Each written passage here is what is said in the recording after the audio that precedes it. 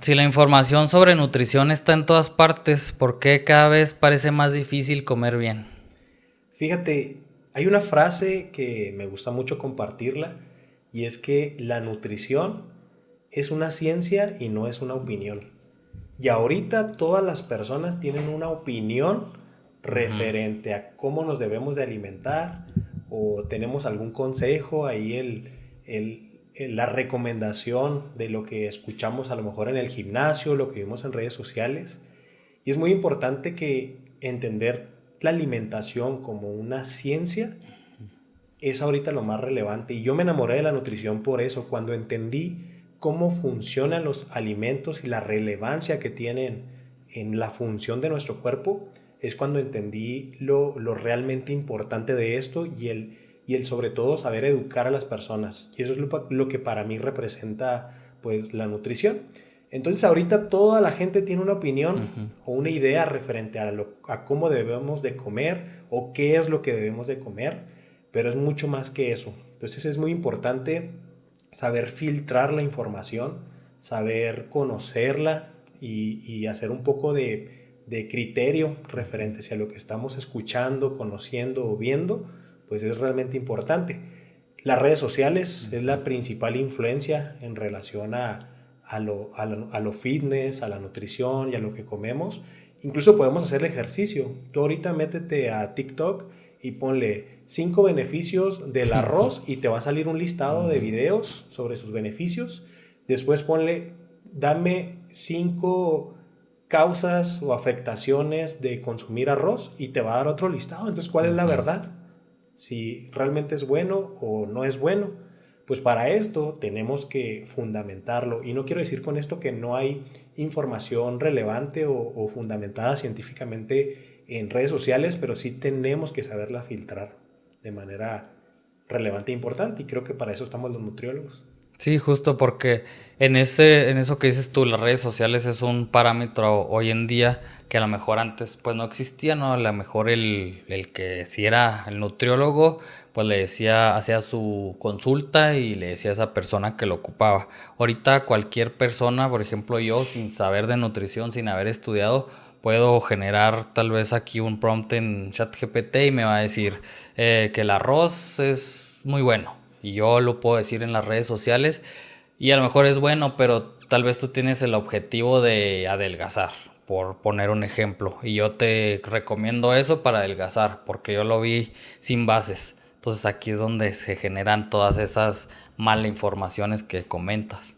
Y ahorita que hablas de justamente el uso de la inteligencia artificial para diseñar planes de alimentación, esto es una pregunta que nos hemos hecho como nutriólogos porque realmente puede venir a suplir nuestra labor y la verdad es que sí, sí tiene cierta Okay. relevancia. Tú puedes ponerle ahí en algún sistema de inteligencia artificial que te diseñe un plan de alimentación basado en 1500 calorías, tanta distribución de proteínas, grasas y sí te lo puede dar.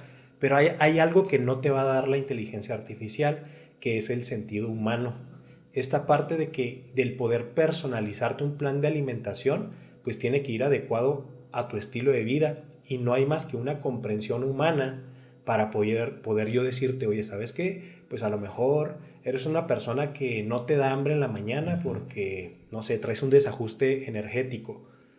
Y eso yo como nutriólogo tengo que tener la capacidad de poder adecuarte estratégicamente, pues un desayuno que comiences a estimular tu apetito. O quizá platicaba con uno de mis pacientes que ahora acaba de ser papá y me dice, no puedo seguir mi dieta porque pues estoy atendiendo a mis hijos, ¿no? ¿Cómo le hago? Y le digo, pues yo también soy papá, entonces ya descubrí que pues mira, hay ciertas estrategias, ¿no? Como el hecho de priorizar el consumo de proteínas en ciertas horas del día para que eso te dé un poquito más de saciedad y llegues más cómodo a la siguiente comida, que no te esté provocando alguna ansiedad por comer, o si llegas a tener algún periodo de ayuno por atender a tus hijos, pues mira, puedes consumir tal cantidad de calorías en tu próxima comida y vas a poderlo como resolver. Entonces hay algo muy importante que igual todos los días son diferentes Y la inteligencia artificial pues te va a dar a lo mejor una regla específica de cómo debes de seguirlo, pero el sentido humano te va a poder personalizar esas partes importantes de lo que representa la nutrición.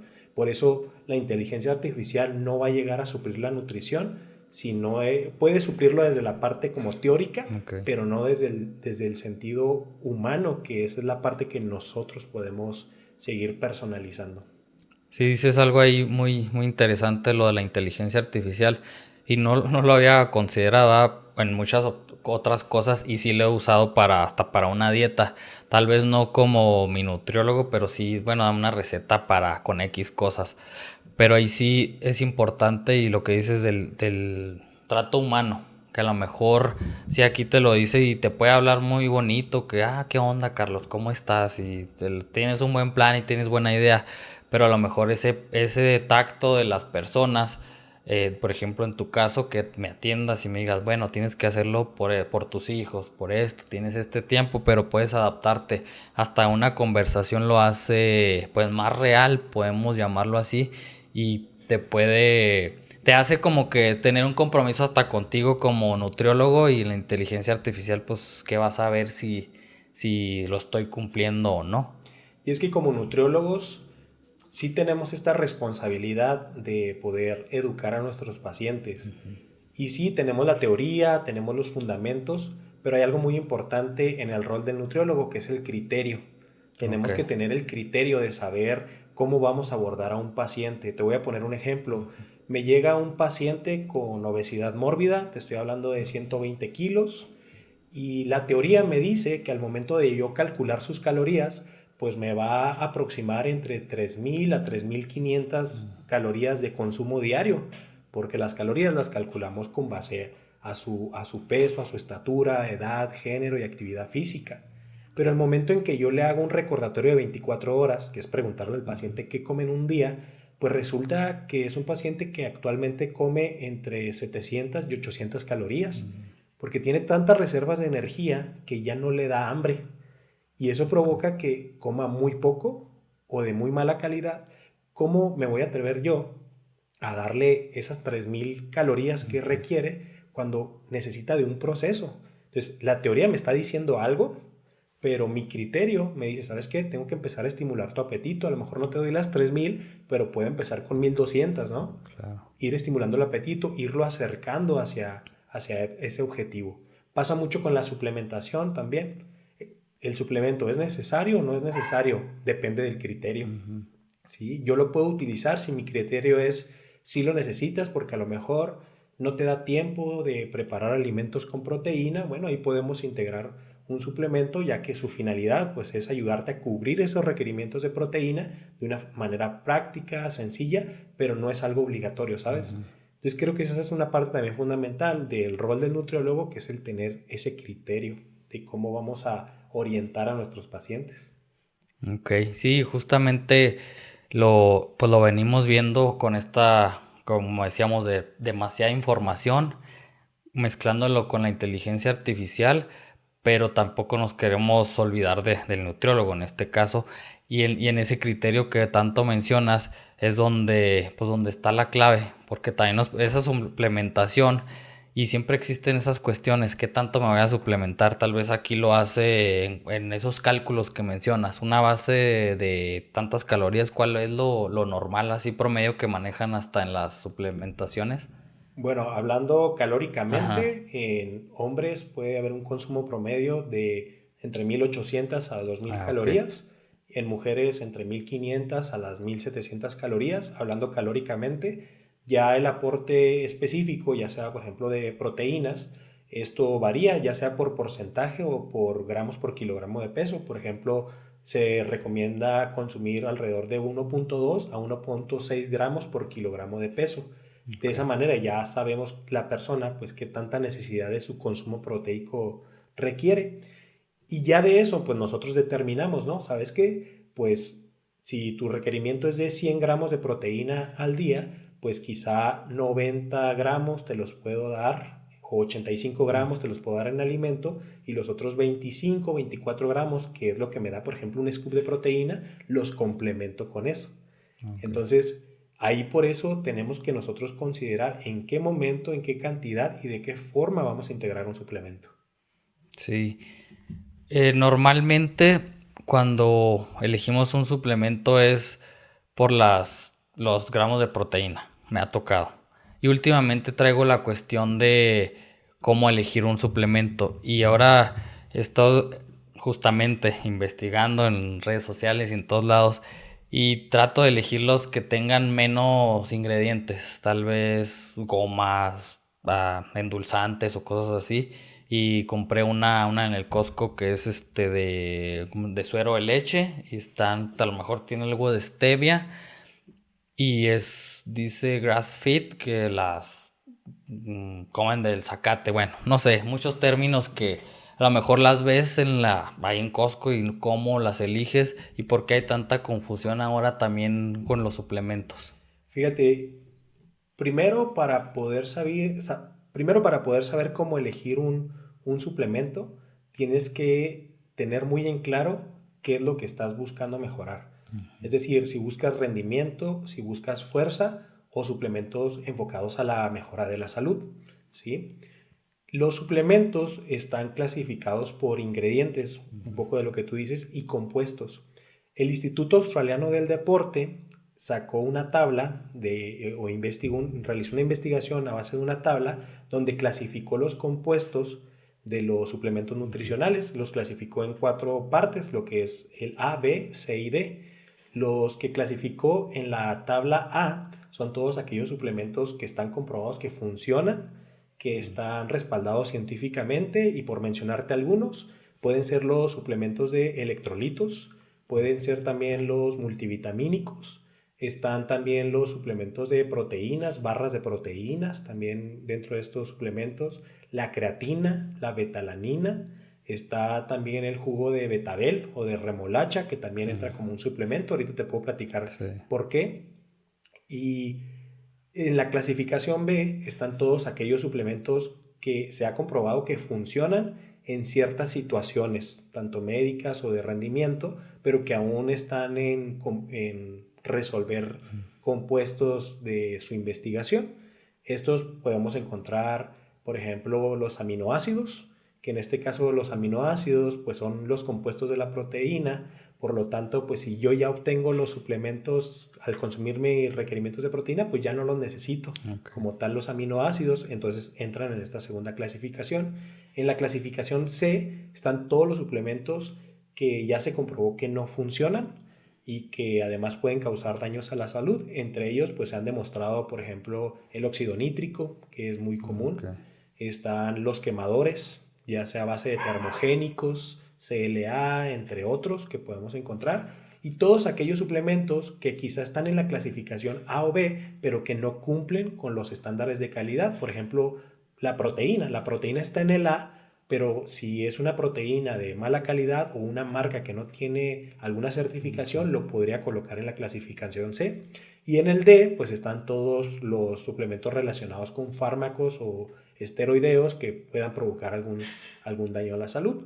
Certificaciones que pueden darnos a un suplemento puede ser, por ejemplo, Informe Choice, que es una página de internet donde tú entras, puedes buscar la marca o el compuesto del suplemento, y si ese suplemento aparece ahí, significa que es una marca que tiene esta certificación de Informe Choice.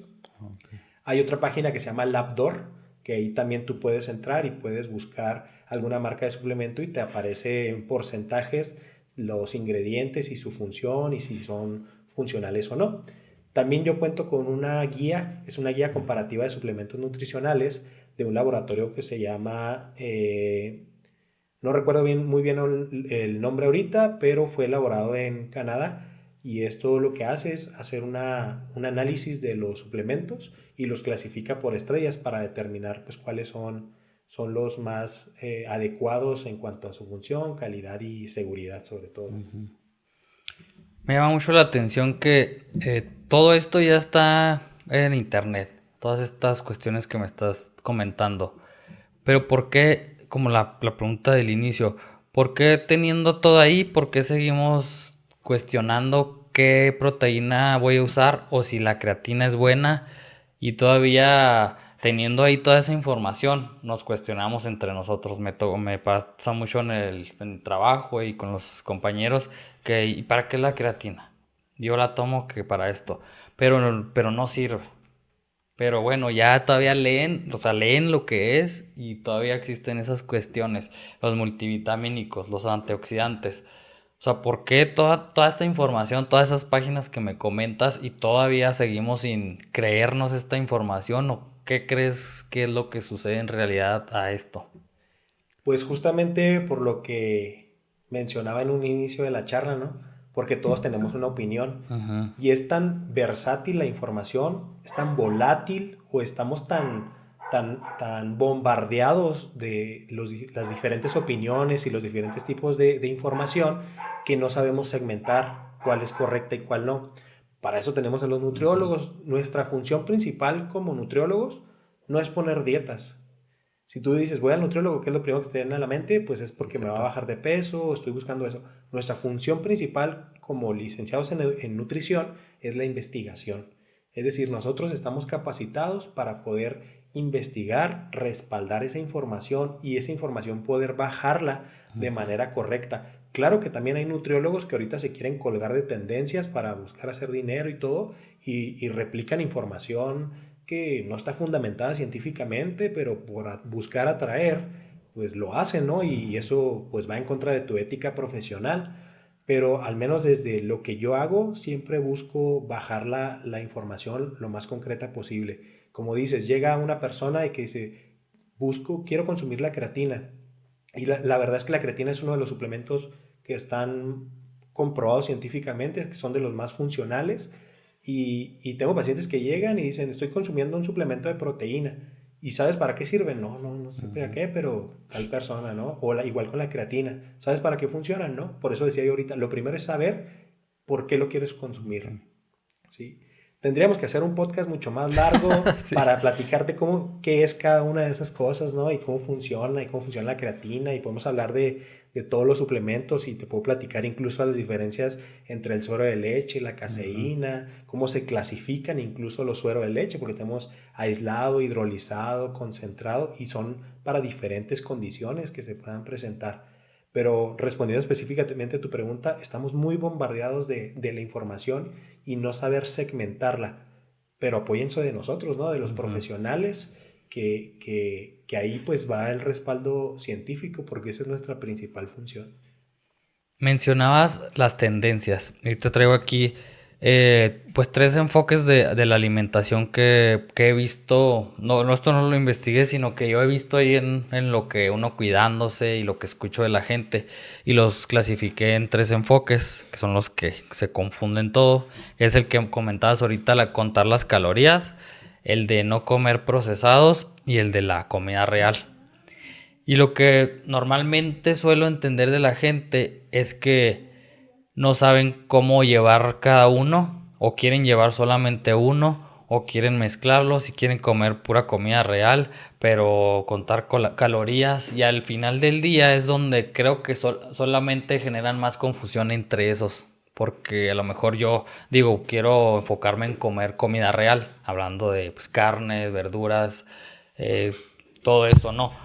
Y le encuentras un sentido, pero ya es donde entra. Y luego no puedo comer unas papitas. Y luego, bueno, sí te las puedes comer, pero tu enfoque es la comida real. Entonces, ¿cómo aclaras esos tres enfoques? ¿Qué es lo normal? ¿Qué sí, que no? Lo primero que hago con mis pacientes que llegan justo con esta información es ayudarlos a desmentir todo lo que creemos que es una tendencia en nutrición. Un ejemplo, la dieta keto. Todos pensamos que la dieta keto fue el método novedoso del nuevo siglo, cuando esta dieta tiene desde 1950 que se creó por el doctor Robert Atkins, justamente, Okay. que originalmente esa dieta se llama dieta Atkins y se creó con la finalidad de tratar la epilepsia en niños. Okay. ¿Qué es la función o qué es lo que hace la dieta keto? Lo único que hace es restringir el consumo de carbohidratos a un 10% de tu dieta o a menos de 50 gramos de carbohidratos al día, y subes un 70% tu consumo de grasas. Y esto tiene la finalidad pues de provocar que tu cuerpo entre en un estado de cetosis, es decir, que empieces a utilizar estos cuerpos cetónicos para producir energía y utilizar la grasa como fuente de energía. Okay. Entonces, esta nace aproximadamente en los 50, en los 70. Posteriormente se le conoce como dieta cetogénica. Y ya, pues los millennials le llamamos la dieta keto. Seguramente alguien la utilizó, bajó de peso y dijo, este es el método mágico y se empezó a replicar. Te digo, hay nutriólogos que lo replican como el método novedoso, Okay. cuando no tiene nada nuevo y no es más que una restricción calórica y por eso bajas de peso. Tenemos que tener mucho cuidado de cómo se utilizan estos métodos. Ahora, si tú quieres preguntarme cuáles son las dos mejores dietas que existen y que son las que yo normalmente recomiendo, son dos. Uno, la dieta flexible 80-20, que es justamente esta parte de que mi 80% o el 80% de mi alimentación sean alimentos reales y el otro 20% pues sea lo procesado, que nos vamos a encontrar con ello. Ahorita es muy difícil que realmente nos encontremos en una dieta totalmente natural y tenemos que ser conscientes de eso. ¿Sí? Entonces, para mí y mis pacientes, lo que más ha funcionado es la dieta flexible. Es con la que se han sentido más cómodos, con la que se han sentido con mayor apego, incluso, porque les damos ese permiso, les damos esa oportunidad de qué pasa si voy al cine, pues sería complicado ver una película sin comer palomitas, ¿sabes? Pero al regresar a casa, ¿qué tengo que controlar? ¿Qué estoy comiendo? Y la segunda dieta que recomiendo es la dieta mediterránea, que esa Okay. es una dieta, fíjate, está muy interesante porque la dieta mediterránea es el tipo de alimentación que se da en los países alrededor del mar Mediterráneo.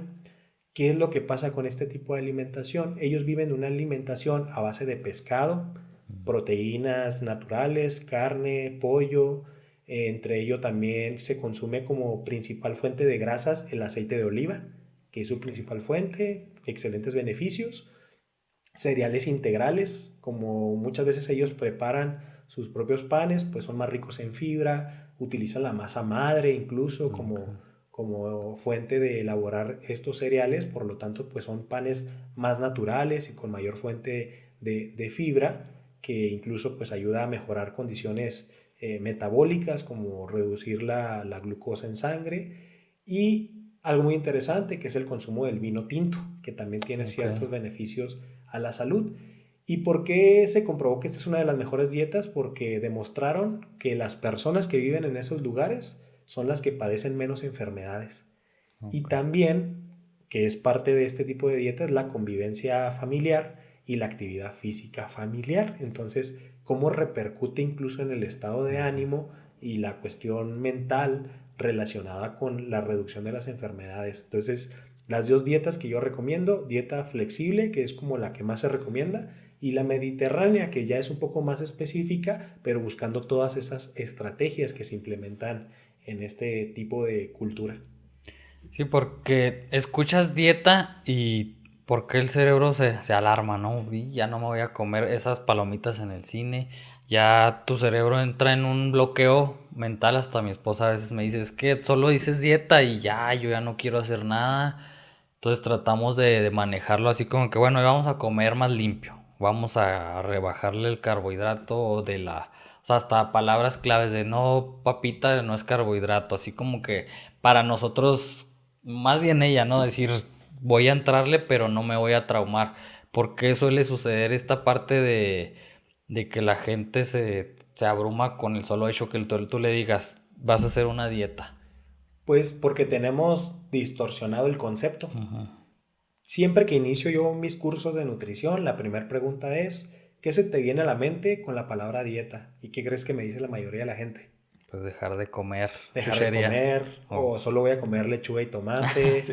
o ya me vas a quitar todo lo rico.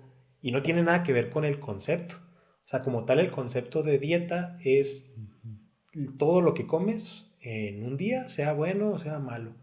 Es tu alimentación habitual.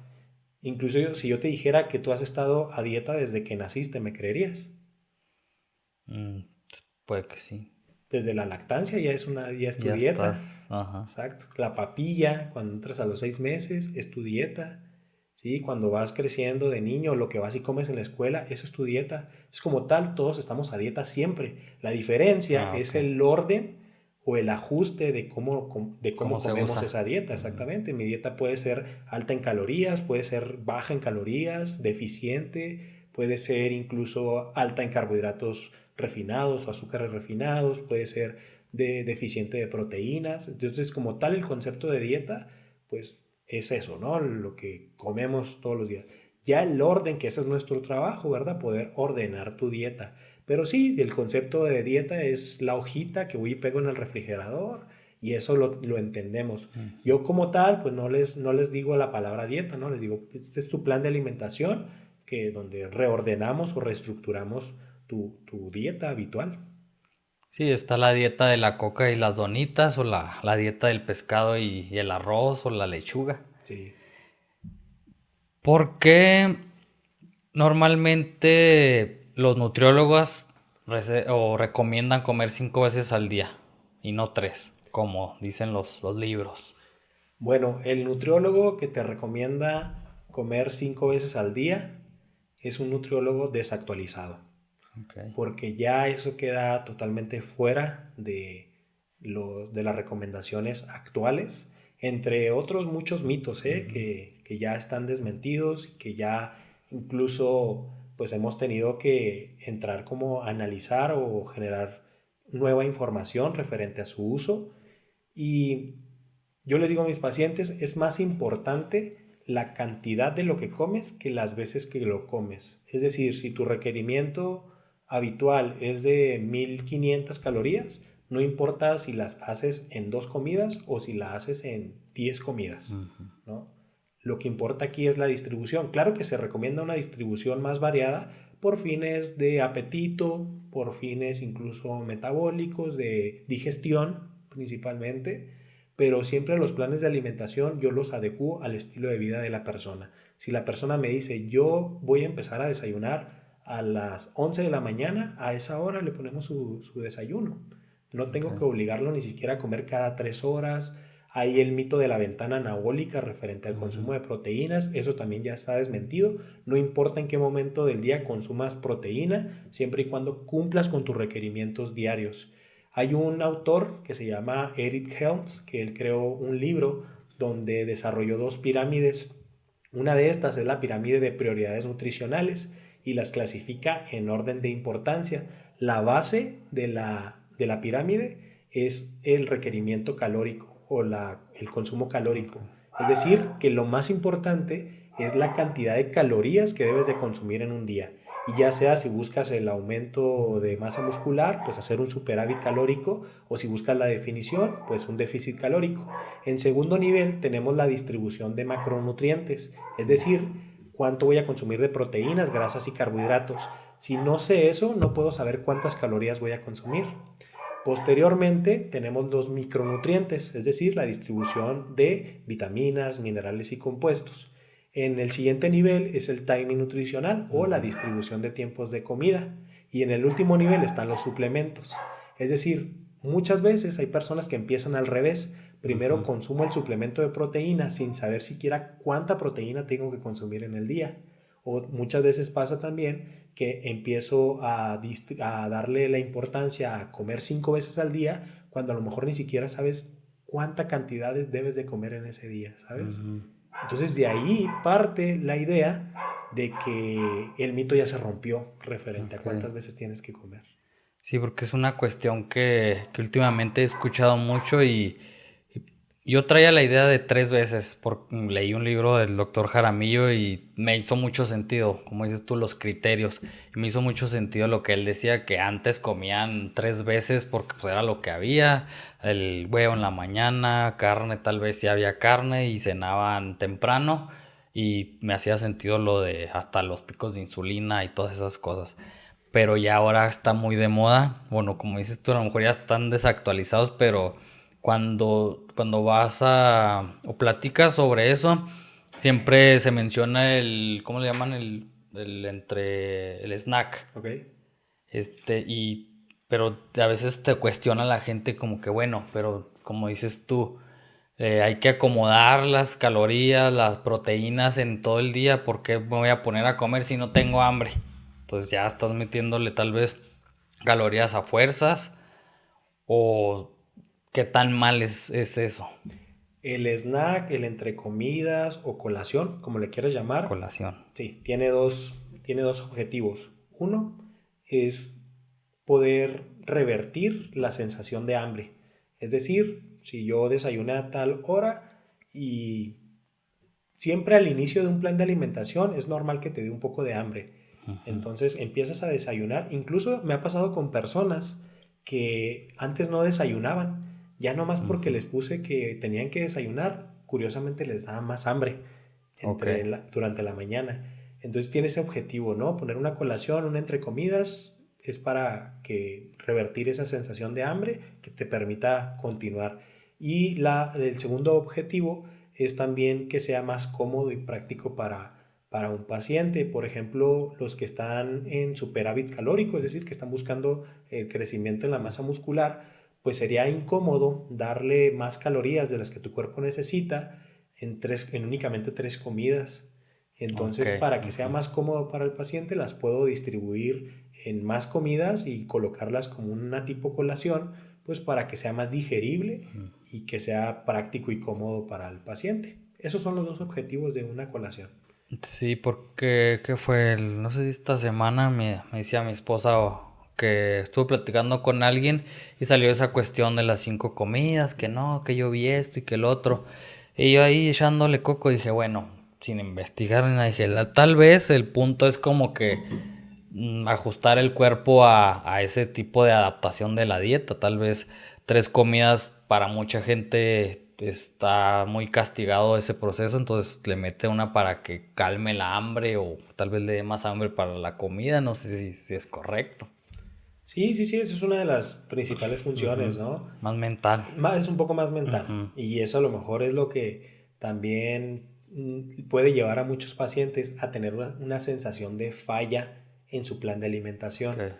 Por ejemplo, yo mis planes de alimentación, yo no los pongo semanales. Si tú vas con un nutriólogo, o al menos con los nutriólogos de antes, que era muy común que te pusiera tu plan de alimentación y te va a poner lo que vas a comer el lunes, martes, miércoles, jueves, viernes, sábado y domingo día libre, ¿no?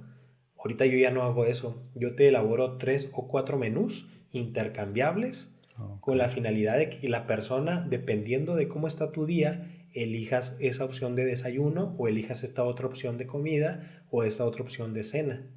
Incluso las colaciones no siempre son iguales, no siempre mi día es tan práctico para saber elegir entre una u otra. Entonces yo lo que busco es que la distribución calórica sea similar entre todos los menús, pero los niveles incluso de saciedad o la distribución o el acomodo de los alimentos sean estratégicamente diferentes para que tengas esa percepción de que estás comiendo algo diferente, pero también se está adaptando a ese día de lo que tú estás comiendo.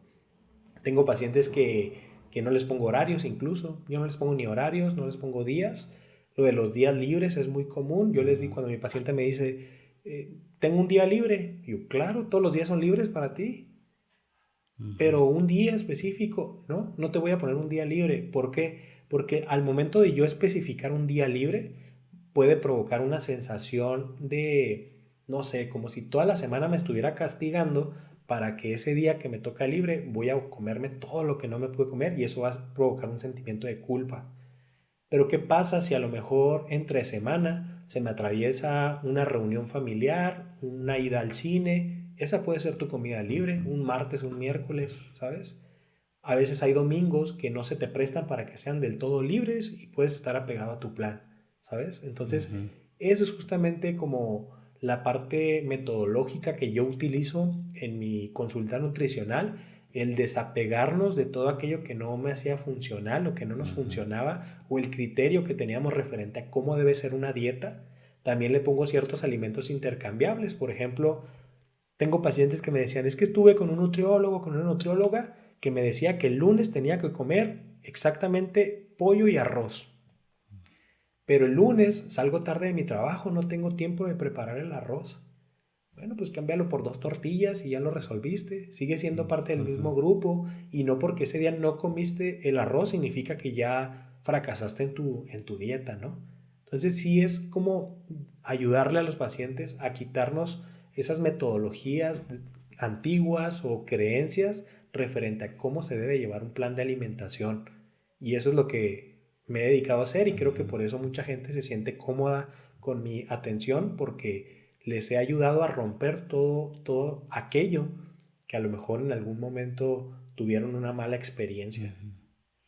Sí, porque esos paradigmas pues todavía nos atormentan a todos, a la mayoría que, y sobre todo cuando quieres hacer un cambio diferente, te entran todas las cuestiones, inclusive yendo al nutriólogo y esa parte de los famosísimos días libres, que últimamente estuve escuchando también eso que comentas que, ok, te cuidas toda la semana y el domingo te pegas un atracón, pero endiablado. Y te digo porque nos ha pasado últimamente a mi esposa y a mí, suelo cuidar la alimentación y ahí estamos cuidando más o menos, no toda, pero como dices tú, lo más que se puede. Y estos fines de semana nos ha pasado que no planeamos la comida el sábado ni el domingo y automáticamente ya estás programado que te vas a comer una pizza, una hamburguesa o no sé, ya tú me dirás que se te antoja y es desde la mañana, en la tarde y si te da hambre en la noche ya estás otra vez. Porque ya el lunes ya voy a comer bien. Entonces, si te pones a recapitular, pues, ¿qué estás haciendo? Estás estresando tu estómago. En la noche estamos de que estoy, la gastritis, me duele el estómago, la inflamación. Entonces ya esta parte del día libre creo que se vuelve un castigo porque para retomar todo tu trabajo de la semana, pues en vez de sumarte te estás dando un tiro en el pie. Sí, totalmente. Y por eso buscar esta parte de tener una buena relación con la comida. Pacientes que me dicen, entonces ya tengo prohibido ir al restaurante o Prohibido. ya no voy a ir a la fiesta, ya no puedo tomar alcohol. Es una pregunta muy común en Muy común. consulta y siempre es como una pregunta con vergüenza. Oiga, ¿y si voy a poder tomar alcohol? Adelante, ¿no? Pero tenemos que hacerlo con responsabilidad y me refiero a la cuestión de, bueno, si voy a consumir alcohol, pues no abusar, ¿no? En ciertos consumos. Por ejemplo, la cerveza tiene menos calorías que el whisky o que el tequila, pero la consumimos en mayor cantidad, ¿sí? Entonces ya es una diferencia significativa. O si vas a tomar whisky, tequila, pues cuida con qué lo acompañas, ¿no? Si es refresco, puedes hacerlo con refresco sin azúcar o agua mineral, algo que tenga un menor impacto calórico. Y otra cosa, si ya sabes que ese día pues vas a consumir alcohol, trata que durante el día consumas una mayor cantidad de proteínas y una mayor cantidad de carbohidratos y ya generas una compensación o un tipo de cuidado metabólico ahí para que no te afecte. Si lo haces todos los días, pues no es lo recomendable, ¿verdad? Pero al menos en situaciones que se puedan presentar, pues se puede considerar. O igual, si vas a algún restaurante, es nada más hacer conciencia de que hay cosas que puedo controlar y hay cosas que no. ¿Qué Ok. puedo controlar? Por ejemplo, llegamos a un restaurante, lo primero que nos ponen es los totopos. Yo sí puedo controlar ese consumo, tal vez no necesito estarlos consumiendo. Otra cosa que puedo controlar es el tema de las bebidas, ¿sí? Hay pacientes que me dicen, pues no tomo Coca-Cola, pero tomo un agua de horchata, error, ¿no? O una limonada, error. Normalmente en los restaurantes van a utilizar un jarabe de alta fructosa para prepararte la limonada, entonces prefiero que te tomes una Coca-Cola cero, sin azúcar, que consumirte una limonada, por ejemplo. Eso es algo que podemos controlar. Lo que no puedo controlar es la cantidad de grasa o aceite con la que prepararon el alimento, ¿sabes? También podemos controlar incluso el consumo de proteínas, que eso es muy importante. Yo tengo pacientes que me dicen, ¿y me puedo comer una hamburguesa? Claro que sí, pero prefiero que te comas una hamburguesa doble carne, que va a tener más proteína, a que te comas una hamburguesa sencilla con papas y Ok. refresco. ¿Sabes? Y ya lo estás haciendo de una manera más consciente. Sí, sí, no, nunca me había puesto a pensar en eso, pero justamente, o sea, mejor en vez de agarrar todo el paquete, agarrar una hamburguesa con más carne y pues llegar hasta el requerimiento proteico, mejor con Del más día. calorías, ¿verdad? Pero Sí, llegas claro. al No, incluso requerimiento. calóricamente es menor. Ujú. Porque Ok. te va a dar más saciedad. Te va a dar más saciedad el alto consumo de proteína. y el valor calórico es menor porque las papas fritas fueron utilizadas fritas con grasas y las grasas pues te aportan un mayor valor calórico en menor cantidad y luego si añades el refresco con los azúcares pues es un mayor valor calórico. Todas esas comidas que mencionas, las hamburguesas, las papas, la Coca-Cola, entre muchos otros que solemos ponerlos en nuestra dieta, esa que comentas, nuestra dieta diaria, y mucha gente los consume pues sin medida, ¿no? Lo que te quiero preguntar es, ¿por qué? Y va en eso, ¿por qué ahora, bueno, no sé si es normal o se ha hecho mucha moda o no sé si por mi edad lo escucho más seguido? La inflamación. Comemos y nos sentimos que, por ejemplo, ahora yo ya detecto que la cerveza, a mí la cerveza me pone, ya no quiero, ponle tres, ya son muchas y me encantaba la cerveza. Mi esposa se la pasa quejándose de la inflamación y hablas con más gente, es que ando bien inflamado. ¿Es por la edad o es porque es algo que se está volviendo común en la gente? Fíjate, en la actualidad nuestra generación está padeciendo de dos enfermedades o dos condiciones principales. Uno son las enfermedades metabólicas, hablando de alteraciones en la glucosa como la diabetes, hipertensión, colesterol, triglicéridos altos, cáncer, incluso todo lo que son las enfermedades crónicas y metabólicas.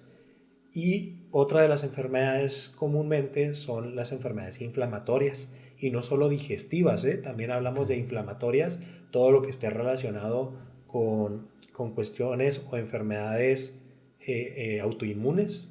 No sé si sabías, pero incluso desde el sistema digestivo se puede regular o controlar lo que es todo nuestro sistema inmunológico.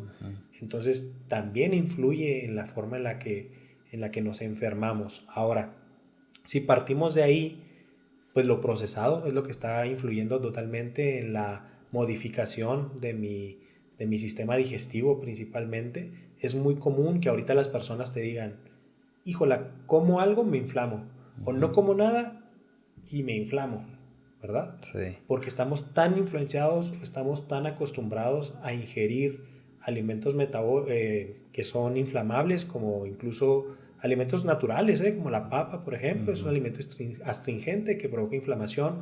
Verduras como el brócoli, la coliflor, el repollo, son fermentables que inflaman y son alimentos habituales, ¿no? Sí.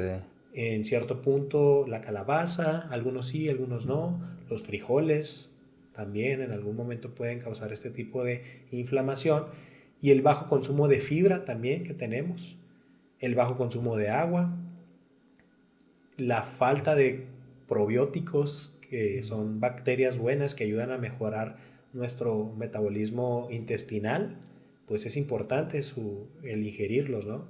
Entonces, toda esta serie de condiciones es lo que está provocando que actualmente estemos padeciendo de estas condiciones o de estas situaciones. Tengo pacientes que incluso me dicen, pues es que estoy estreñida y pues es normal, siempre es así. Oye, no lo normalices, ¿no? El estreñimiento es una de las principales causas de cáncer de colon y no hay que normalizarlo.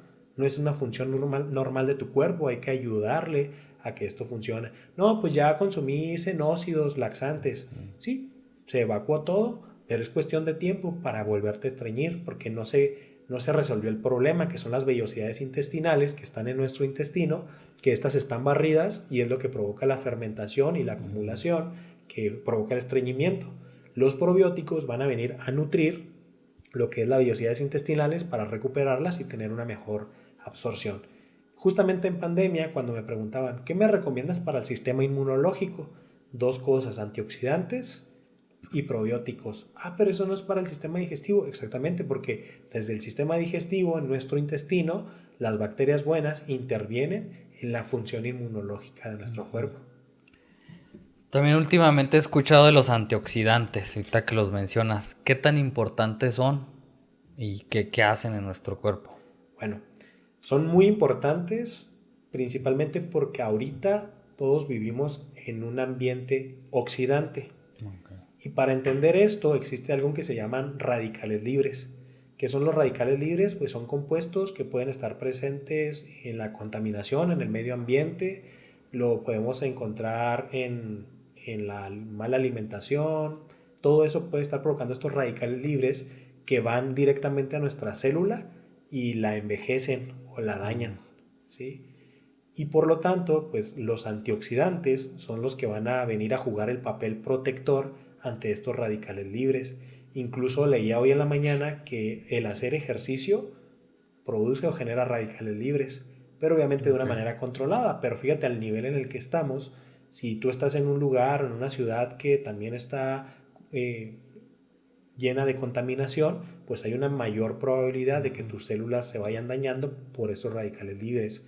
Entonces, existen diferentes métodos de poder obtener antioxidantes, ya sea de forma a través de los alimentos o por medio de la suplementación. Algunos antioxidantes que son relevantes, por ejemplo, los carotenos, o que es la vitamina A, Ok. la vamos a encontrar en la zanahoria, por ejemplo, que es muy común. La vitamina E, que es otro de los antioxidantes. Otros compuestos antioxidantes son las catequinas, por ejemplo, que estas las podemos encontrar en el té verde o lo podemos encontrar en el cacao. Podemos encontrar también los flavonoides y entre ellos también pueden estar algunos compuestos bueno, son fitonutrientes, ¿no? Los flavonoides, el resveratrol, por ejemplo, y la combinación del resveratrol y flavonoides es una excelente opción. Esto los podemos encontrar, por ejemplo, en frutos rojos, en el vino tinto, en la uva. Estos son excelentes antioxidantes y pues el más común, la vitamina C. Entonces necesitamos de estos antioxidantes para que recubran nuestras células, ayuden a regenerarse o ser los protectores, el ambiente protector ante los radicales libres. Algo muy importante, ahorita mencionaba el tema del óxido nítrico, Ujú. ¿sí? El óxido nítrico, que es un suplemento que utilizan los que van al gimnasio como preentreno, Ok. es un oxidante. Óxido, oxidación, nítrico, pues viene el compuesto de los nitritos o del nitrato, que lo que hace es un vasodilatador que abre las arterias, fluye más la sangre y tienes más energía. Pero si no quieres envejecer rápido, mejor no consumas el óxido nítrico, Ok. ¿sí? Porque eso provoca una oxidación. Si tú partes una manzana a la mitad y la dejas ahí en el ambiente, ¿qué pasa? Se Se oxida. oxida, sus De células volada. envejecen. Eso pasa con nosotros. Por eso necesitamos de estos antioxidantes y por eso yo digo no al óxido nítrico. Mejor toma jugo de betabel que el betabel. El betabel tiene los nitritos que son similares a lo que viene en el óxido nítrico. Un excelente preentreno. Y bueno, mencionas las vitaminas y los antioxidantes. ¿Los antioxidantes los encuentro en un multivitamínico o de qué tipo de suplemento o dónde salen estos? Sí, bueno, tenemos la clasificación como tal de las vitaminas, son dos, vitaminas hidrosolubles y vitaminas liposolubles. Las vitaminas hidrosolubles son todas aquellas que se disuelven en agua y que se absorben en nuestro cuerpo por medio de un ambiente acuoso. En este caso son la vitamina C y todo el complejo B. Esas son las vitaminas hidrosolubles. Las vitaminas liposolubles son las que se desarrollan en un ambiente de las grasas. En este caso son la vitamina A, la D, la E y la K, ¿sí? Algunas de ellas son los antioxidantes. Mencionaba ahorita la vitamina A, mencionaba también la vitamina C, mencioné la vitamina E. Sí los podemos encontrar en un multivitamínico, pero también lo podemos obtener desde los alimentos. Y aquí hay Ok. algo muy importante aclarar, porque desconocemos la función real de las vitaminas y los Ujú. minerales. Hay un mito o una creencia, y a lo mejor lo has escuchado, que tú dices, oye, pues es que ando muy bajo de energía, hoy me siento muy cansado, ¿y qué es lo que te dicen? Tómate unas vitaminas para que te dé energía. Error, las vitaminas no dan energía, no son compuestos energéticos. Los compuestos energéticos son proteínas, grasas y carbohidratos. Si andas débil, no es porque te faltan vitaminas, te falta ver cómo anda tu consumo de proteínas, grasas y Ok. carbohidratos. Por lo tanto, las vitaminas no me van a proporcionar energía. Sí intervienen en la producción porque tienen ciertas reacciones metabólicas y químicas para que mi cuerpo pueda absorber y metabolizar las grasas, proteínas y carbohidratos, pero como tal no son las que me aportan las proteínas, las calorías o la energía, porque no me dan calorías las vitaminas. Por lo tanto, pues también está comprobado que al no tener una dieta o el tener una dieta deficiente en frutas y verduras, pues es casi seguro que no estás obteniendo un buen aporte de antioxidantes. Como mencionas la fruta, y también he escuchado que la satanizan, que no comas ni fruta porque es azúcar. Es azúcar, pero ¿qué tan bien es satanizarla como decir no comas? Bueno, no existe un alimento que sea bueno o malo por sí solo. Eso es importante aclararlo. Para que las personas no satanicen ciertos alimentos, porque incluso me llegan pacientes que viven con diabetes y que me dicen, es que el médico ya me prohibió el plátano y el mango. Yo tengo pacientes que he controlado su glucosa comiendo plátano y comiendo mango, porque no es como tal el alimento, Okay. sino muchas veces cómo lo acompaño, de qué forma lo consumo. Hay algo que se llama índice glicémico de los alimentos, que es como el impacto que puede tener el impacto de glucosa o el impacto que puede tener mi cuerpo para metabolizar la glucosa y por lo tanto los niveles se elevan de mi cuerpo, ¿no? Pues hay alimentos que son de bajo índice glicémico, moderado y alto índice glicémico. Por lo tanto, los de alto índice glicémico son los que van a tener un mayor impacto o sube de manera más rápido a lo que se le llama como el pico de glucosa y baja. Entre ellos puede estar el plátano y el mango, mas no significa que sea algo malo su Okay. consumo. Hay una forma de poder revertir ese alto índice glicémico, que es combinarlo con fibra y proteína, ¿sí? Por ejemplo, el arroz puede entrar en un índice glicémico moderado o alto. Tengo pacientes que me dicen, es que yo cuando como arroz se me sube la glucosa, se me dispara. Bueno, platíqueme cómo lo comió. No, pues me hice unas enchiladas y pues ahí le puse el arroz. Ah, ok, ahí está el asunto. Combinaste tortilla frita con el arroz. Es puro carbohidrato, por lo tanto va a tener un mayor impacto en el índice glicémico. Es muy diferente si hubiera comido fajitas de pollo con arroz y verdura, porque en la verdura está la fibra, el impacto va a ser menor. Por eso te digo, no existe un alimento bueno o malo por sí solo, depende de cómo lo voy a combinar. Eso es la parte interesante. También les pregunto, ¿cómo comiste el plátano? No, pues plátano y le puse ahí a lo mejor un poco de cajeta, ¿no? Pues ahí está el culpable, ¿no? Sí, Y culpamos al plátano. sí, pues es lo que más bien sucede. Queremos satanizar o castigar a lo que es bueno, lo que es positivo, porque la cajeta, pues la cajeta es muy rica y esa no la voy a dejar de comer. Hay que buscar el culpable con el plátano o ya sea cualquier fruta. Así es. Ahorita estabas platicando de la energía y quería hacerte una pregunta aquí sobre lo que es la relación de la energía, de la alimentación con nuestra salud mental. Traigo aquí un pequeño renglón que dice, no es solo qué comes, sino cómo tus decisiones impactan. O sea, comemos esas cosas, los procesados y todas esas cosas y justo decimos, es que no traigo energía, le huyo a la proteína, no me gusta el pescado, no me gusta el pollo porque huele muy feo y eso andamos desanimados, empezamos con la ansiedad, la depresión, estreses. Eh, ¿Por qué? ¿Qué tan relacionado está la salud mental con la alimentación? La alimentación es meramente emocional y tiene que ver con diferentes aspectos, desde cómo nos relacionamos con lo que comemos hasta el entorno que pueda influir en cómo comemos. Un ejemplo, te voy a poner un ejemplo muy sencillo de cómo la alimentación es emocional y cómo es social. Okay. Imagina que, vamos a suponer, ¿tienes hijos? Sí. Bueno, imagínate cuando tu hijo cuando estaba pequeño se cayó, se pegó, está llorando y ¿qué le dices? Ah, no, ya no llores, hijo, no te preocupes, mira, vamos a comprarte una nieve para que te sientas bien, ¿no? Oh, sí, ya, te siente bien el niño o una niña, vas y le compras la nieve, ¿no? Va a crecer en su adolescencia, puede que pase por un proceso difícil, no sé, una ruptura amorosa, cualquier situación, reprobó un examen, su estado de ánimo pues se va a ver afectado. ¿Qué crees que va a querer comer ese niño en ese momento? Una nieve. Va a ir a buscar la nieve. Lo hemos visto en películas, ¿no? Que está la niña, la adolescente, la chica deprimida, y está con un bote de nieve. Ah, sí. Eso tiene que ver con una relación emocional.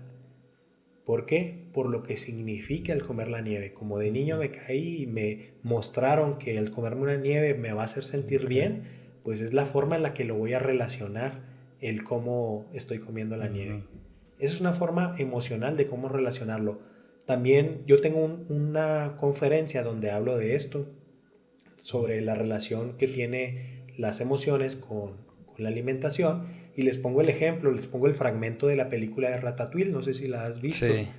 que al final de la película, quien está, el que está evaluando el restaurante, que consume el ratatouille, ¿y qué pasa? Que en el momento que lo come, se le viene un recuerdo Ah, sí. de que se lo estaba preparando su mamá. En algún momento me tocó probar el platillo de ratatouille. Y Ok. cuando lo probé, yo me imaginaba que iba a ser algo muy rico, porque yo, eso lo vi en la película y va a estar muy rico. Lo probé y no me gustó, ¿no? O sea, eran verduras secas con la salsa. Y ahí entendí eso, que la cuestión emocional está muy relacionada con lo que comemos. Quizá para esa persona, pues era un platillo más, pero tuvo un significado. Y ese significado, pues le llevó a darle una buena calificación al chef, ¿no? Al chefcito. Sí, sí, porque muchas veces hay platillos hasta esos, el caviar, todas esas cosas, que las pruebas y tal vez no son sabores tan buenos, pero te relacionan a algo, ¿no? A lo mejor Un a estatus estatus social. y cosas así que te hace, bueno, pues me va a gustar, y al que le gustó, pues lo relaciona con algo y que te diferencia de los demás, entonces se vuelve a lo emocional que comentas. Y ahora vamos a la cuestión social. ¿Cómo se relaciona con una cuestión social? Si yo ahorita te dijera, vamos a hacer una fiesta, ¿qué es lo primero que vamos a pensar? Pues unas cheves, un tequila, un whisky. ¿Y Comida, qué carne vamos a comer? asada. Exacto. Vamos a planear la fiesta de nuestros hijos. ¿Qué vamos a dar de comer? Entonces, tanto lo que comemos y las emociones tienen una relación muy significativa. Por eso es importante entender la salud mental. Hay que atenderla antes de ir al nutriólogo. Tengo pacientes que obviamente llegan y yo digo, chin, este paciente así le dé la mejor dieta, el mejor plan de alimentación, la mejor estrategia, no va a avanzar, no va a funcionar. Necesito que se vayan aquí con mis vecinas, ahí las psicólogas, para que les den esa atención primordial, que es la cuestión emocional. Muchas veces vienen desde el cómo me veo, el cómo me siento, el cómo me relaciono con lo que como, el significado que pueda tener lo que como. Y bien dices, desde la cuestión social, puede haber una presión social de que debes de consumir ciertos alimentos. Y me pasa, pacientes que me dicen, es que hacer dieta es caro. No, no es caro. Nada más que los influencers, ¿verdad? Te venden estas dietas donde tienes que preparar salmón con chía y quinoa, Ah, sí. sí, verdura orgánica, lechuga, ¿no? Carísima, o de snack, pues debes de consumir el yogur griego, de no sé qué, que sí, que como tal, yo he revisado etiquetas del yogur natural con un yogur griego y son lo mismo. La diferencia es que el yogur griego tiene una consistencia cremosa, de ahí viene el término griego, pero no sé en qué momento interpretamos que lo saludable es el yogur griego y no es así, ¿verdad? O sea, aprender a interpretar etiquetas también nos puede ayudar a tener una mejor conciencia de saber qué elegir. Entonces, la cuestión emocional sí tiene un gran peso o es un gran referente para saber cómo alimentarnos o de qué manera, como nosotros como nutriólogos, vamos a dirigir a nuestro paciente. Saber en qué momento se encuentra tanto de su salud mental como de la cuestión de la alimentación. Y una mala alimentación que tanto influye en tu sueño. Bastante. Puede influir desde dos aspectos. Uno, por el hecho de no estar obteniendo suficiente energía, que yo le llamo el desajuste energético, que es cuando tu cuerpo pues, no está obteniendo ni siquiera lo mínimo de calorías, o si es excesivo, pues no hay el cuerpo cómo administrar esa energía y por lo tanto pues puede provocar situaciones del sueño que te van a afectar, ¿no? Y a lo mejor no duermes o duermes de más o te da sueño durante el día y en la noche estás despierto, o el típico duermes pero no descansas, sí puede haber esa repercusión. Y otra situación es que tu cuerpo puede entrar en un ambiente en el cual se segregan ciertas hormonas o hay ciertas alteraciones hormonales que también intervienen en esa afectación del sueño, entre ellos una hormona como puede ser el cortisol, que se le conoce como la hormona del estrés. Ahorita todos estamos en situaciones de estrés, ¿no? Sí. Y padecemos de muchas situaciones personales que nos llevan a una elevación, a un estado de estrés elevado y se segrega esta hormona cortisol que es inflamatoria. Otra hormona que interviene es la melatonina. Hay algo que se llama el reloj circadiano, que es como el orden estructural de energía y temperatura que hay durante nuestro día. Es decir, que por ejemplo el cuerpo humano entre las 9 hasta las 12 del día es cuando más energía tiene, porque tenemos un mayor calor corporal. Normalmente entre las 3 y 5 de la tarde viene una somnolencia. Ujú. Ya posteriormente hablamos de las 7 8 9 de la noche, a lo mejor hasta las 10 es cuando ya empieza la hormona del sueño, que es la melatonina, se comienza a segregar y muchas veces nosotros la interrumpimos con, ¿qué crees? Con nuestro teléfono, porque el celular, la luz ultravioleta bloquea o inhibe la producción de la melatonina. No sé si te ha pasado que te acuestas porque ya tienes mucho sueño, te pones a ver un ratito redes Sí. sociales y ya se te fue el sueño porque se interrumpió esa producción de melatonina, ¿sí? Entonces hasta que el cuerpo vuelva otra vez a regular esa cuestión, pues es cuando ya puedes lograr el sueño. Sí, he estado disminuyendo las pantallas porque sí influye bastante. Entre semana procuro dejar el teléfono y no estar con la pantalla porque sí te quedas alterado. Hasta si viste un video, el último de la guerra en Siria, te quedas hasta que tú andas allá y eso que lleva que no duermas porque te estás despertando, que una pesadilla y ya te va a alterar que pues todo tu día completo. Entonces yo estoy haciendo eso de las pantallas. Es difícil, pero creo que sí es como que una solución y ya me combinarlo con alimentarnos pues de una manera más correcta, ya no por decir tan castigadora como le llamamos, podemos mejorar pues esa parte del sueño que por sí mismo perdón, el puro estrés tenemos para que nos haga garras el sueño. Claro.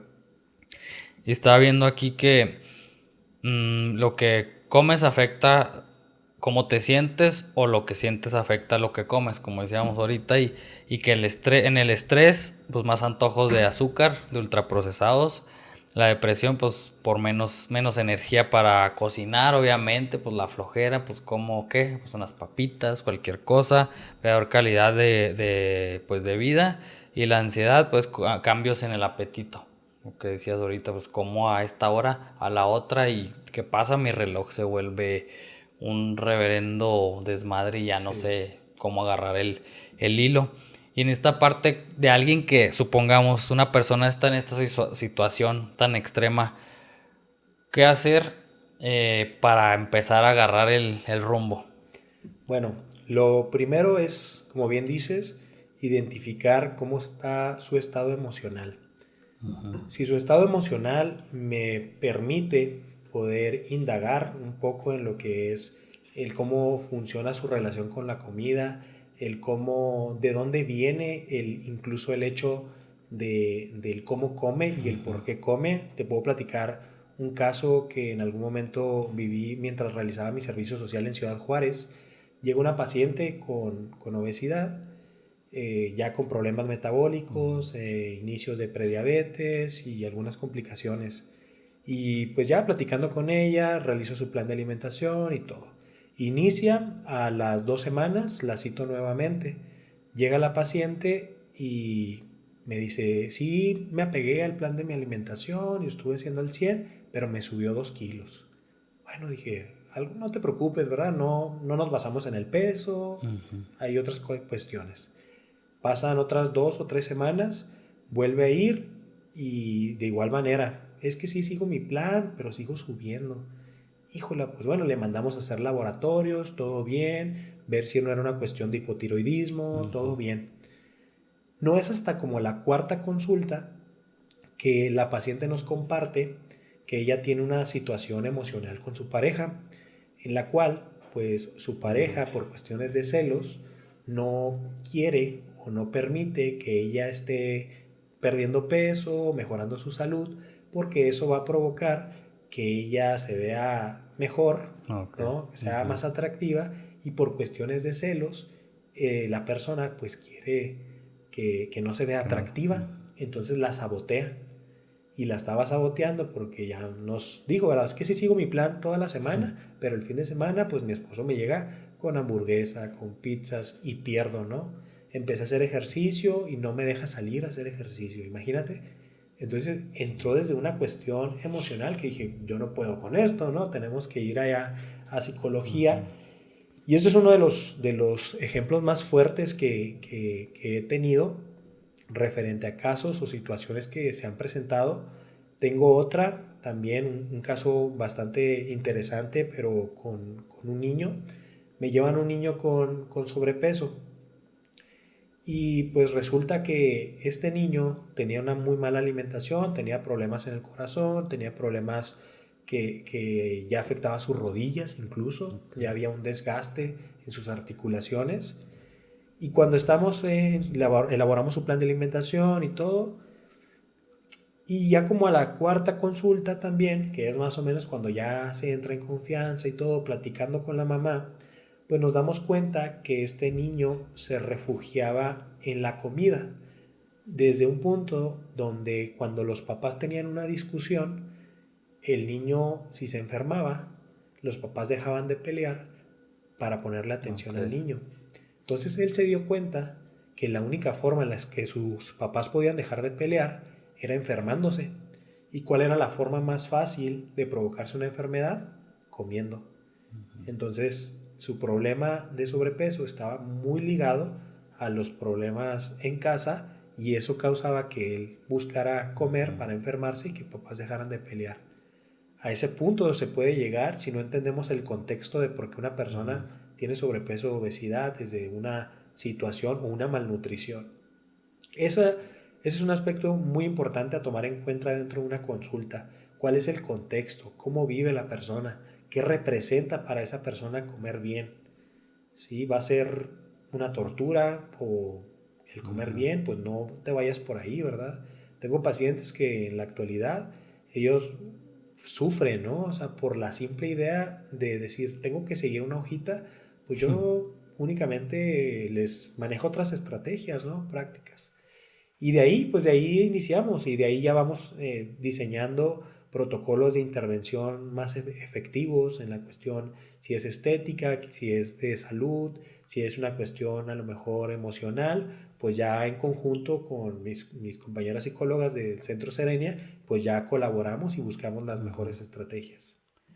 Sí, pues es importante la parte, empezar a trabajar de lo mental o psicológico, porque normalmente pues nos vamos a hacer una dieta porque lo físico, y es lo que nos llama la atención a cada quien para, pues para mejorar. En segundo plano tal vez la salud y en último plano podemos decir que lo que es la mentalmente. Y es una parte importante que creo que todos no le hace, ponemos atención y es más bien la respuesta a todo lo que, ¿por qué no puedo seguir una dieta? ¿Por qué escucho la dieta y me atormento? Y en esta cuestión, al ir al psicólogo, ¿vas a tratar directamente la alimentación o es en general tu problema que traigas? No, tenemos que ver todo un contexto, ¿no? Claro que psicología pues tiene sus propios protocolos de intervención y que es algo que hacemos en Centro Serenia, justamente cuando tenemos este tipo de colaboración, pues buscamos esa sinergia, ¿no? Saber desde lo corporal, por ejemplo, te puedo platicar de un caso donde una adolescente con un trastorno de la conducta alimentaria, principios de anorexia y bulimia, pues la lleva está en psicología, está trabajando de eso, y la llevamos a nutrición, pero ella ya va con la idea de que, pues es que me van a poner a comer y yo no Ujú. quiero comer. Estoy en un punto renuente donde eso me hace subir de peso y ya sé lo que me va a decir el nutriólogo y que, ¿no? Únicamente lo que hicimos fue, ¿sabes qué? Vas a llegar a la consulta nada más para pesarte, medirte y explicarte cómo Ok. está tu cuerpo. Nada más te voy a platicar, mira, tu peso está normal, está dentro de los estándares adecuados, tus circunferencias están adecuados.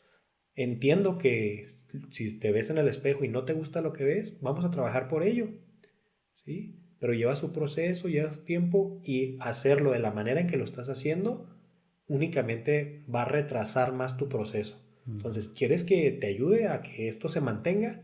No, pues sí, ya empieza a lo mejor esta dinámica más cómoda entre el paciente, entre el nutriólogo y obviamente pues ya lo que esté trabajando psicología, pues ya empezamos a trabajar eso.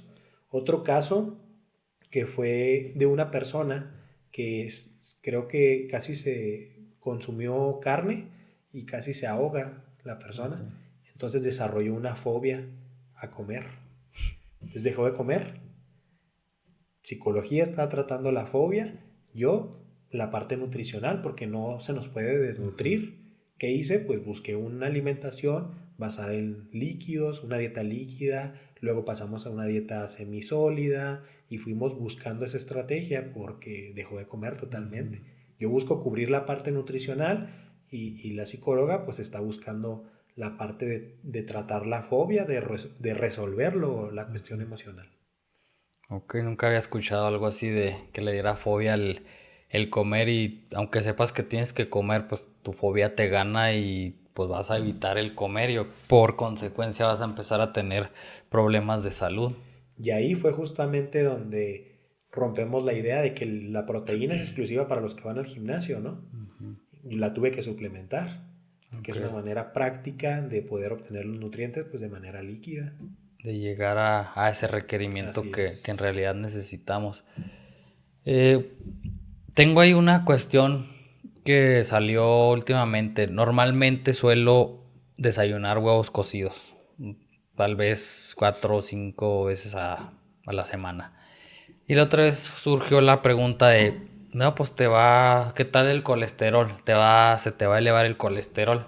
Y me quedé pensando. Dije, pues sí, o sea, es un punto del colesterol, pero digo, está el colesterol bueno y el colesterol malo. Platícame esa situación. Ok. Las grasas, como tal, se pueden presentar de diferente forma en nuestro organismo. Se puede presentar por medio del tejido adiposo, que es la grasa que puede recubrir el músculo y órganos, piel. Pero también se puede presentar de manera interna, es decir, a través de nuestras arterias. Y aquí pues se pueden presentar en dos formas. Se puede presentar en forma de triglicéridos o en forma de colesterol, ¿sí? Y para romper el mito, la yema del huevo no sube el colesterol. Eso también ya quedó descartado. ¿Qué es lo que sí provoca el aumento de colesterol en sangre? Las grasas saturadas. ¿Cuáles son las grasas saturadas? Todas aquellas que encontremos normalmente en forma sólida. Por ejemplo, la manteca, la margarina, Ok. el aceite de coco, aunque últimamente se estuvo promoviendo como uno de los superalimentos y la Mejores. realidad es que no. Incluso hay estudios, tengo un estudio que compartí en redes sociales del Instituto Salvador Subirán, que es un instituto en Ciudad de México, que hizo un estudio para ver cuáles grasas o aceites tenían una mayor cantidad de grasa saturada y fue el aceite de coco la que tiene la mayor grasa saturada. Incluso tú puedes ir al súper y busca el aceite de coco, vete a la parte de la etiqueta y busca qué cantidad de grasas saturadas tiene. Va a ser casi el 95% de grasas saturadas que va a contener. Entonces, consumir aceite de coco eleva los niveles de colesterol en sangre. El que consumas comida en la calle también va a provocar esto. ¿Por qué crees?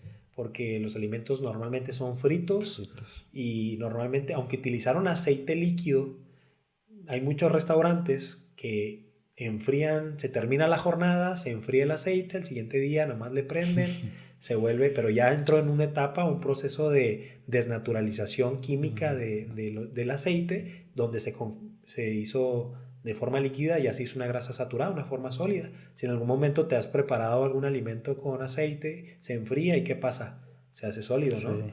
Eso es porque ya entró al generar calor, pues se descomponen químicamente y entra en esta cuestión de grasas saturadas. Entonces, el exceso o el consumo de grasas saturadas es lo que genera el colesterol en sangre. Y este colesterol normalmente se va a almacenar en las paredes de las arterias, lo cual va a provocar que nuestras arterias pues se vean saturadas y la presión arterial se va a elevar. y es cuando se provocan paros cardíacos o afectaciones cerebrovasculares. Del colesterol también se desglosan dos tipos de lipoproteínas. ¿Qué son estos? Son compuestos a base de colesterol y grasas, pero que también están combinados con proteínas, y estas las conocemos como el colesterol HDL y el LDL. ¿Sí? No es la paquetería, pero esas son lipoproteínas que son de alta densidad y de baja densidad, o lo que conocemos también como el colesterol bueno o el colesterol malo. En este caso, el colesterol malo, que es el LDL, es el que debemos de traer en niveles bajos, ¿sí? Mientras que el colesterol bueno, lo debemos de buscar tener niveles altos. ¿Dónde podemos obtener este colesterol bueno? ¿De dónde puede venir? Pues de grasas buenas, como el aguacate, nueces, almendras. Son alimentos que nos pueden aportar una fuente de grasas monoinsaturadas, que estas ya son benéficas y que van a buscar incluso revertir el exceso de colesterol malo en sangre. Y luego vienen los triglicéridos, que los triglicéridos como tal no se almacenan en las arterias, pero sí viajan a través de la sangre.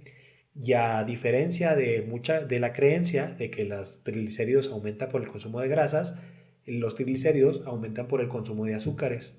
Es muy común que yo tengo que me llegan pacientes con triglicéridos altos en verano, porque se eleva el consumo de azúcares, sobre todo en las bebidas. Pues que voy por el agua de la michoacana, ¿no? El agua de frutas, o la Coca-Cola, el refresco, el consumo de jugos aumenta, y esto provoca el aumento de triglicéridos. Colesterol también se da por el consumo del tocino, el chorizo, que también son grasas que se presentan en forma saturada, y esto genera estas afectaciones. Mencionas el aceite de coco y digo, me llamó la atención porque pues se menciona que es como de lo mejor para cocinar.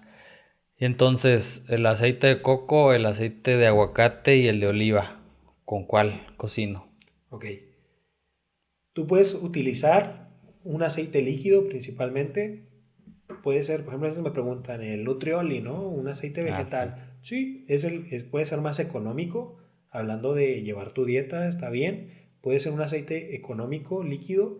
El detalle aquí es que a diferencia del aceite de oliva, es mucho más rápido la desnaturalización del aceite vegetal. Ahora, al momento de entrar en fuego, pues mucho más rápido se puede hacer una grasa saturada, ¿verdad? Puede entrar en esta descomposición química.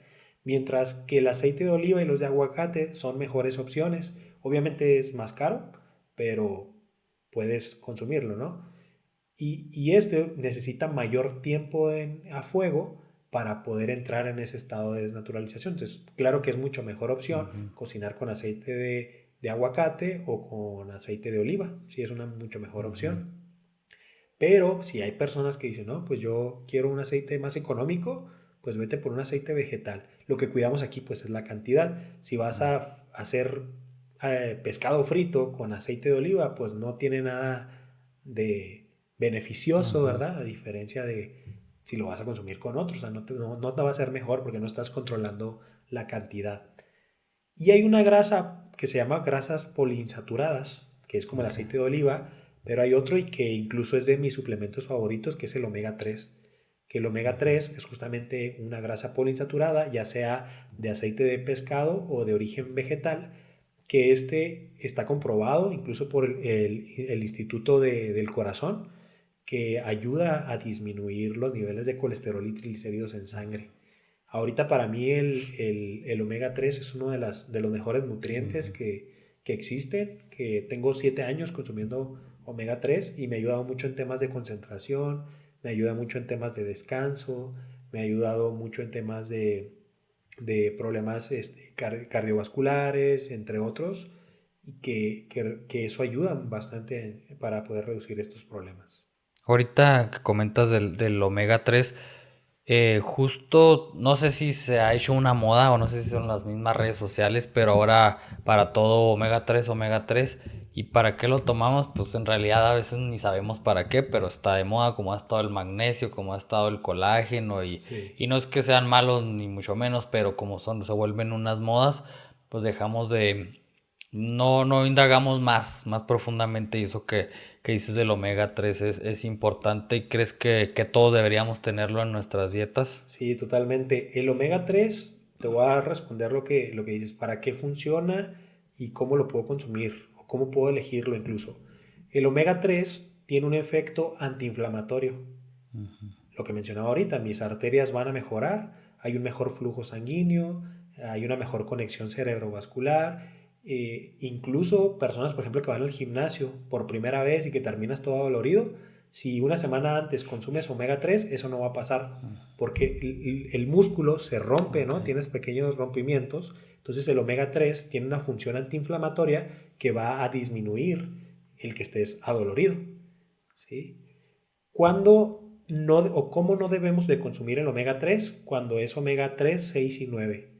A veces hay personas que piensan que, es que porque tiene más números es mejor, ¿no? Porque tiene Sí. 3 6 y 9 es mejor. Y no, porque el omega 6 y el 9 son proinflamatorios. Entonces, si vas a consumir omega 3 debe ser puro omega 3. Ok. Y puede ser preferiblemente aceite de pescado. Pero hay personas que pueden ser alérgicas o que pueden llevar un estilo de vida vegano o vegetariano, pero está la opción vegetal que también se puede obtener. Ok. Entonces, todos deberíamos de consumir omega 3 porque todos estamos estresados, todos estamos con problemas inflamatorios y sí es muy importante. Dale, gracias. Gracias por ver este episodio de Trascender Podcast. Si te gustó, dale like, suscríbete, activa la campanita para más contenido como este y si quieres seguir viendo otro video, dale click aquí.